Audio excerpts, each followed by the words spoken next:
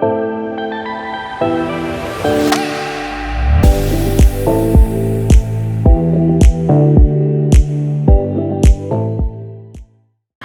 I'm Dr. Adam Pack. I am a marine mammal scientist. I am a professor in the departments of biology and psychology at the University of Hawaii at Hilo. I also started a nonprofit here in 1993 in Hawaii called the Dolphin Institute. I've been living and working in Hawaii since I was 20 years old. I'm originally from New York, and I currently live on Hawaiʻi Island, the Big Island. I've heard Hawaii be called a living laboratory when it comes to scientists coming here and so much left to uncover. Do you think that Hawaii is a living laboratory when it comes to the subjects that you study? I think Hawaii is a living laboratory in the best sense of the word. These are isolated islands in the middle of the Pacific. The species here, many of them are indigenous or only found in these islands. And the islands culturally include the land as well as the water. There's a synergistic relationship between the two. You cannot study one without thinking about at least the other. And so my focuses are studying dolphins and whales in these waters. I've been doing that for over 25 years now, with a focus on North Pacific humpback whales on their breeding grounds here in the Hawaiian Islands, and where most of them migrate to 3,000 miles north to their feeding grounds in Southeast Alaska. And the other thing I do is I study various dolphin species like spinner dolphins, who are unique among the dolphin species in that they are what's called nocturnal feeders. They feed at night on squid and other small fish in deeper waters, but they come into shallow waters, including bays and along coastlines, in the morning hours to rest, socialize with their offspring, and basically sleep. So they're they're increasing their energy by feeding at night, and they've got to rest in the daytime. And that's an interesting, what we call a diurnal pattern of behavior, and it makes them kind of an interesting species to study. So together with the whales, I feel like this is my living laboratory. You're part of a larger team on this expedition.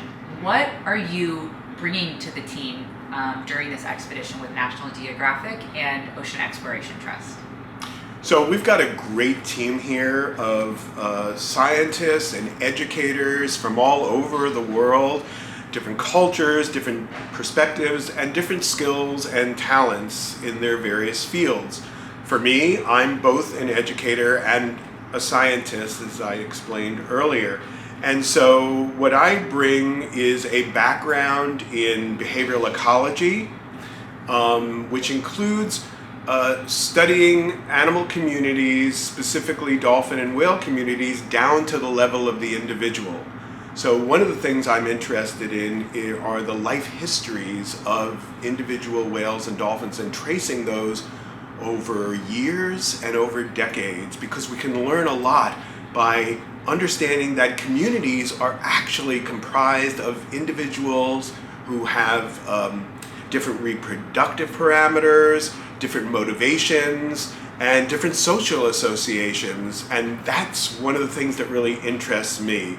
So I have a broad background. I can do acoustics, and I can do migratory patterns, and I can look at habitat use and behavioral ecology in general.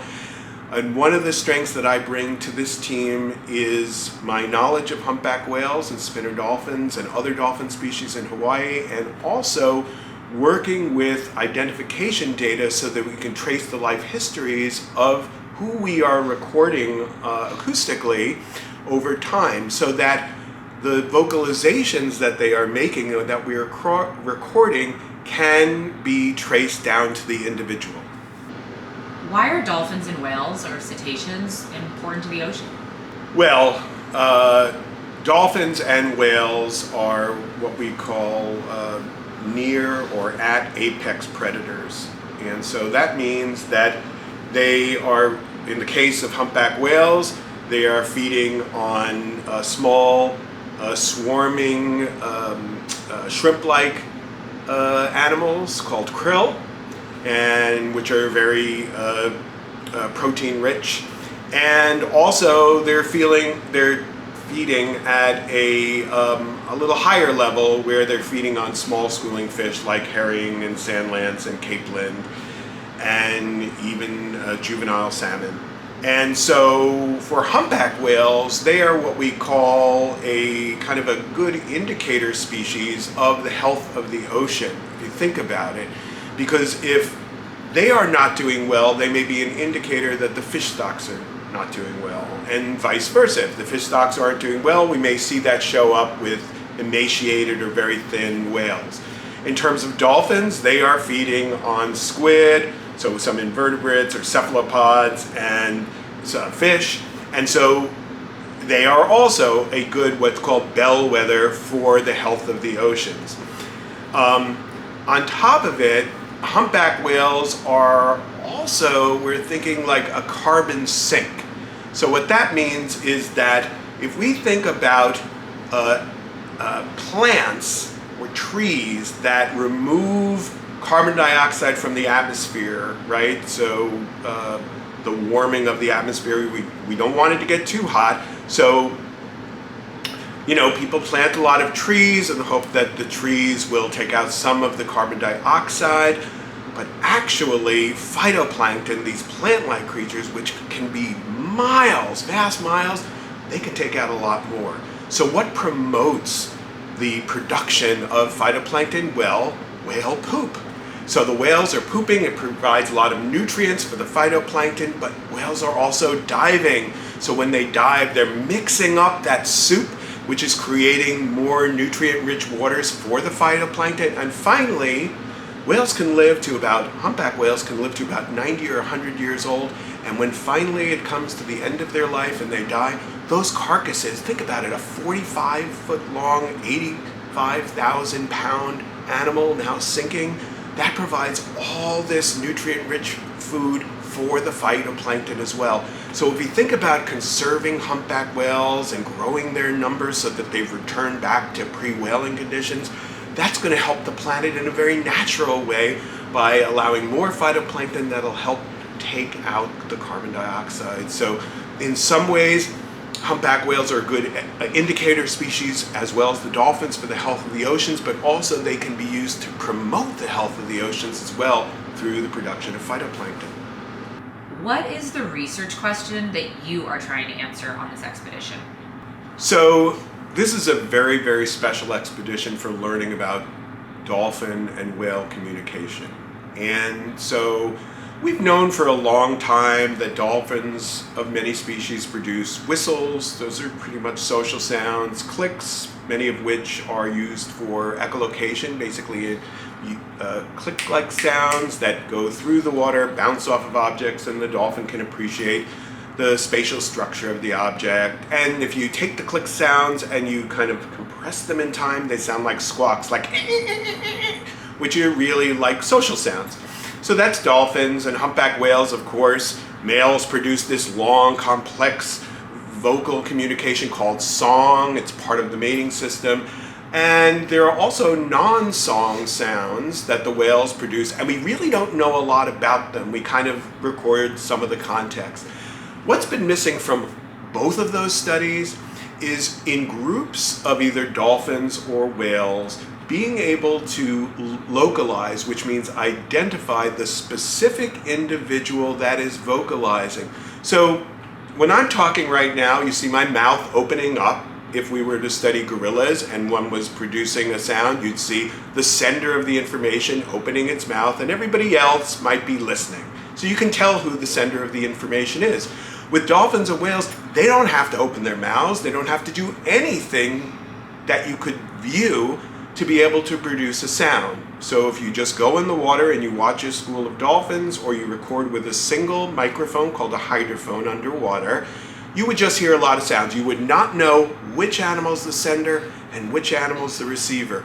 And so now with this new technology on this very special expedition involving multiple hydrophones, multiple microphones working together in concert, we're actually able to, for the first time, pinpoint in conjunction with video which dolphins or whales are producing the sound and which are the listeners. And so the critical part of this is not just the array of the hydrophones, but also combining that with the video so we can see what they're doing at that time, what their behavior is, and start learning a little bit more detail about what they are communicating about and who's communicating. That's the key.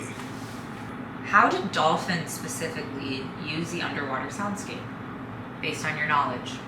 So dolphins use the underwater soundscape in a variety of ways.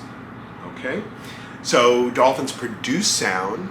They produce social whistles or squawks. That's what a squawk sounds like in social contexts. And they also can produce echolocation sounds, so that are click-like sounds. They produce all of these in their nasal passages, which, you know, the blowholes on top of the head. So inside you see two sacs, and there are some things, funny names, monkey lips and rabbit ears, and the air gets pushed back and forth like if you had a balloon and you blew it up and you let the air out.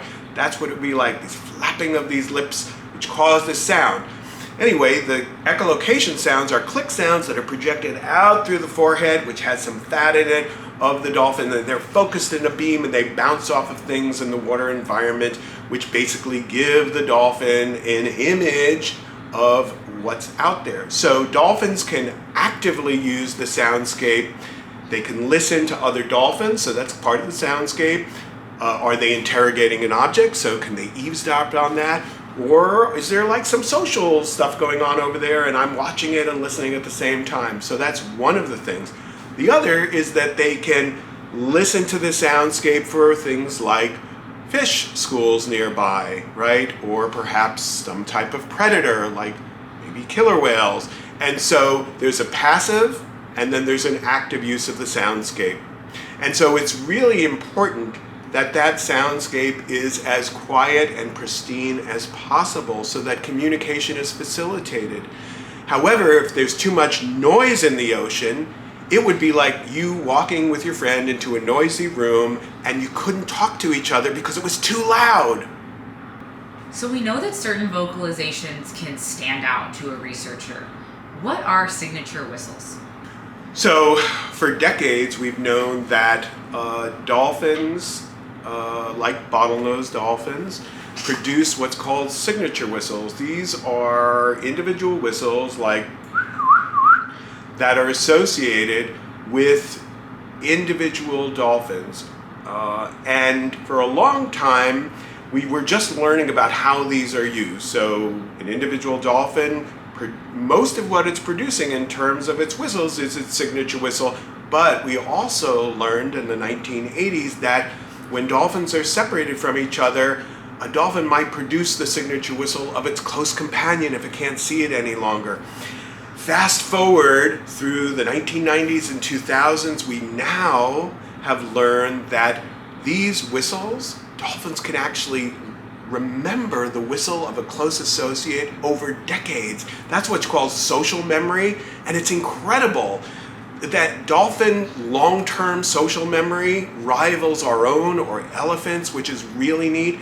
And we've also learned in some very recent research that in fact dolphin signature whistles are what's called referential. They can refer to themselves or another dolphin, so they are very unique, and they are learned. They're learned whistles, just like we learn our names. They're the names of the dolphins that are socially learned through vocal learning.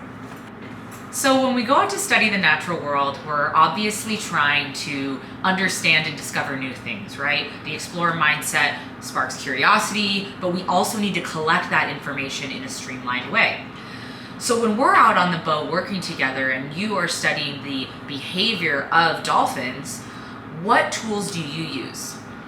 So, the first tool of anybody who's an animal behaviorist, whether you're studying something on land or whether you're studying something like dolphins or whales at sea, is you've got to have a listing of the types of behaviors that the animal does, and we call this an ethogram. And an ethogram basically is a list of, it could be a list of behavioral states like resting or traveling or being active or sleeping, but it can also be a list of more micro behaviors, right? Like slapping one's tail or feeding on a particular food or anything like that. So a list of behaviors and a list of behavioral states. And so I have that on my trusty iPad that I go out into the field with. And so when we find, let's say, a pod of spinner dolphins, the very first thing that we do is we want to find out, before we go in to take some photographs or put our underwater acoustic localization devices in, the very first thing is we stand back for a second at a respectful distance, and we want to know how many dolphins are we seeing. Is it a group or is it a single one? And how are they organized? Are we seeing mothers and calves together, and then we see some adult-looking dolphins together? And how spread apart are they? So the very first thing we do is we all look, and one person says the minimum number, the maximum number, and the best estimate of the number, and how far they are spread apart from each other. Are they close together, real tight group, or are they spread out or clustered? That's the very first thing we do. The next thing that we do is I take a little microphone, I put it in the water. I want to know, are they vocalizing? Are we hearing some communication? And in fact, yesterday, we did hear that. We did hear that. We counted our numbers. We had about 60 dolphins, and we heard their vocalizations. And then once we did that, and the behavioral state recorded on the ethogram was that they were milling. They were just going back and forth in a very quiet state. That's when we took our video arrays, hydrophone arrays with the video, and we put our snorkelers quietly in the water, and they just quietly went up to the dolphins, and now they're recording both their vocalizations and the video of who's doing what, and that was perfect. Then they came out, and then the last piece of the puzzle was we want to know who the individuals are, so I took my camera with my long lens, which allows me to get really close to the dolphins. And for dolphins, the identifying feature is their dorsal fin, right? So you got to find an identifying feature for an individual. For humans, it's often our face. We look different from each other, but for dolphins, the dorsal fin is very unique. The back of it is all etched differently, like a puzzle piece. And so you take shots of the profile of the dolphin. For humpback whales, what you do is you line up behind the whale, and when the whale dives, the underside of its tail is like our fingerprint. It's got a lot of white and black splotches, and they're unique to each whale. As an explorer, how does the power of observation play a role into the process that you use to conduct research? As an explorer, the power of observation is critical to how we conduct our research. You know, to be a really good behavioral scientist, you've got to be what's called vigilant, so you've got to be able to focus and look for key indicators. And sometimes it takes time for this to unfold, right? So you've got to be able to observe for quite a long time and know what you're looking for. That's why that ethogram comes in. And also be able to recognize not only familiar behaviors, but also behaviors that you might not expect. So we've got a little place in there for comments in our ethogram where we can write down the time that unusual events occur that we might not have expected. So the ethogram is very powerful, but there's nothing like the power of observation. And so I'm wearing regular glasses right now, but when I'm outside and it's really sunny, I need to put on my sunglasses so I can be even a better observer. And so when we're on the boat, it makes no sense when we're trying to observe for everybody to look in the same direction. So what we do is we break the boat up into a clock, where the front of it is 12 o'clock, the back is 6, the right side, what we call starboard side, is 3 o'clock, and the left side, what we call port, is 9 o'clock. Everybody takes a different piece of the puzzle of the boat to look at. And everybody's a really good observer just looking in that in that sector, and when they see a hint of a dolphin or a whale, they don't take their eyes off it. They keep observing, being a good explorer observer, and saying, 2 o'clock, below from a whale, or dorsal fin from a dolphin.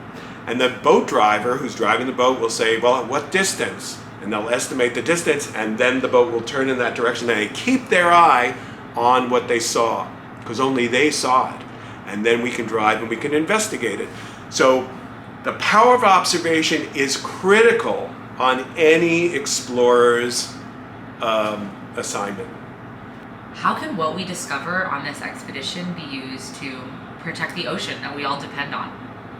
Part of what we are doing is not just being explorers out with dolphins and whales, but also trying to learn as much as we can so that we can protect them from various threats that they encounter. And for dolphins and whales, entanglement is a threat, and vessel collisions is a threat, but one of the largest threats is from ocean noise. So man-made noise that has been increasing over time. In order to understand that threat, the very first thing we've got to do is we've got to describe and map out the natural vocalizations that whales and dolphins make. Because if you don't understand what they're producing in the first place, it's really hard to understand what boat noise, what that effect might have, or ship noise, or exploring the ocean bottom with seismic surveys, what any of that does. So the very first thing we knew we need to do, and we're doing on this expedition, is mapping out their natural communication. Once we understand that, then we can be better at protecting that natural communication and creating a quieter world for the dolphins and whales against things that interrupt it. Tell us a little bit about when you first connected with the ocean and when you decided that you wanted to make this your livelihood. Well, I first connected with the aquatic environment when I was about 3 years old. I was very fortunate. I had a dad who loved the ocean and lakes, and so he would take me at a very young age and take me after work into the water with him in his arms, and very quickly at about 3 years old he taught me how to swim. And so once I could do that, I felt like I was powerful, like I could actually put on a little mask and I could look at everything going on, and I was fascinated, whether it was a lake or the ocean. I was fascinated by all the sea creatures, the invertebrates and the fish, and everything I could find. And so my family would regularly I was born in New York, but we'd regularly take vacations to ocean sites, and I would just go on my own down to the ocean and learn from people who culturally knew the ocean. I was very fortunate. They would kind of take me under their wing and teach me how to clam in Cape Cod, Massachusetts, or when I came to Hawaii much later in my life, I would talk to people who knew the ocean, who had that natural, passed down from generation to generation, and learn from them about what was important for them in the ocean. And so through all of that, I was able to take my scientific viewpoint and overlay it with a cultural perspective. And that was the best way for me to be able to learn about the ocean in a respectful way and also give back to my community too. So inspired from my family very early on, and then seeking out opportunities to interact with my community and also to learn as much as I could about the ocean. What is a piece of advice you wish you could tell your younger self when it comes to pursuing marine science? Well, I think that advice I would have given to myself about pursuing marine science when I was young was to break out of my shell and to even explore more. So I was pretty good. I mean, I enjoyed the marine environment from a very early age on, and I actually sought out a couple of opportunities to join expeditions when I was a kid, actually, with other kids. And that was great because it was a social environment and we all loved the ocean, and that was really terrific. And so I would have given myself advice to do a lot more of that. Seek out opportunities, what we call now applied learning experiences, but really these are like internships So whether you, my first were in high school actually. I got a little scholarship to go and study invertebrates around Oahu to get skills like I did diving the moment I could when I was young. And I became a lifeguard when I was a kid. And just more and more experience immersing myself in the marine environment, and wherever I could, I had a mask and fins with me and my snorkel, and I would just get in and learn as much as I could. So instinctively, and then also when I got to college, I took a lot of classes where I could learn from others about the marine environment. So I was always in a learning experience, and also surrounding myself with people who were knowledgeable about the marine environment. That was really important too. So I would tell myself to do a lot more of that and to enjoy life. What does being an explorer mean to you? So being an explorer to me can be summarized in a couple of words. Curiosity, so always be curious about the world. Be a good observer. So instead of rushing into something, sit back sometimes and just watch. Whether it's a conversation with people in your family or your friends, be an observer. Be an observer of the world.